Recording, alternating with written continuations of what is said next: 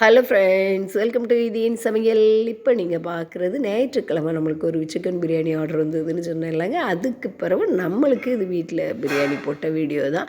இதில் வந்து பார்த்திங்கன்னா 1/2 கிலோ அரிசி போட்டுட்டு 3/4 கிலோ சிக்கன் அப்படிங்கிற மாதிரி போட்டிருந்தேன். நார்மலாக நம்ம 1 கிலோ அரிசிக்கு வந்து 1.25 கிலோ சிக்கன் போட்டால் டேஸ்ட்டாக இருக்கும்ல, அந்த மாதிரி மெத்தடில் நம்ம வீட்டுக்கு பண்ணணும்.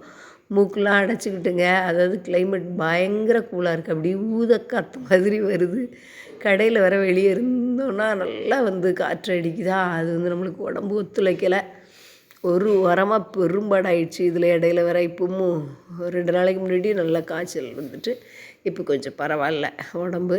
அதனால் நல்லா மூக்கடைச்ச மாதிரி தான் சவுண்டும் இருக்கும். எனக்கு கோயம்புத்தூர் நல்லா இருக்குங்க, கூலாக இருக்குது. நம்ம வேறு கூலாக இருக்குன்னா 2வது ரொம்ப சூடாகிடும். ஆனால் சூப்பராக இருக்குங்க. பழைய கோயம்புத்தூரை பார்த்த மாதிரி இருக்குது. பார்க்கலாம் எப்படி போகுது அப்படின்னுட்டு. மற்றபடி சூப்பராக அன்றைக்கி பிரியாணி போட்டு நல்லா சாப்பிட்டோங்க.